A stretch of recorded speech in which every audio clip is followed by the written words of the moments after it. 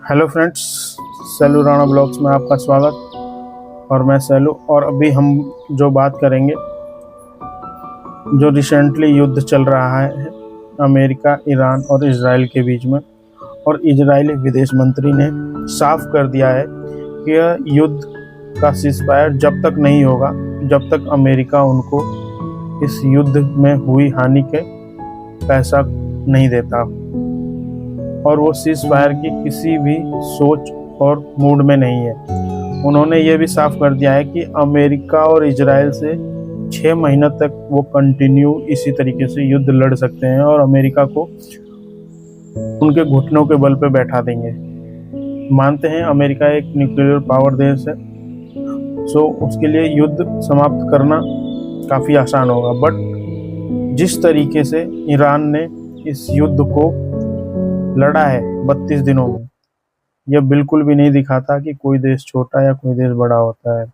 जब देश की अपनी आन या शान पर आ जाती है तो वो मर मिटने के लिए तैयार होता है। जैसे ही उनके देश के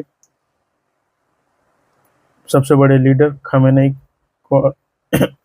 की हत्या हुई, ईरान ने ठान लिया कि यह युद्ध जब ही समाप्त होगा जब हम चाहेंगे।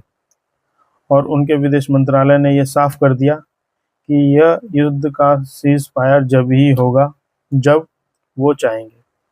और उन्होंने साफ कहा कि यह युद्ध हम 6 महीने और 1 साल तक कंटिन्यू इसी तरीके से और अमेरिका और इजराइल को डोमिनेट करते रहेंगे। तो यह दिखाता है कि ईरान आज से नहीं, काफ़ी दिनों से ही इस युद्ध की तैयारी कर रहा था और उसे पता था कि आज ना कल उस पर अटैक होगा। और और ईरान कमर कस चुका है, लंबे समय तक युद्ध लड़ने के लिए तैयार है वो।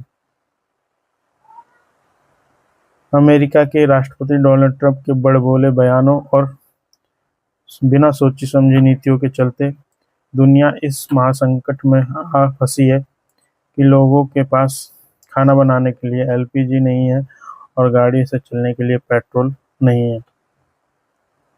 एक मूर्ख इंसान खुद तो मरता ही मरता है, दूसरों को भी साथ में मारता है।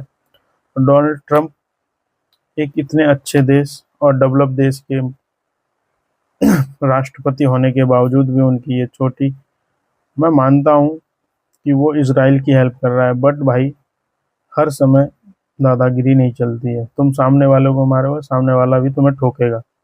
और ईरान ने अच्छी तरीके से ठोका है इस बार अमेरिका को।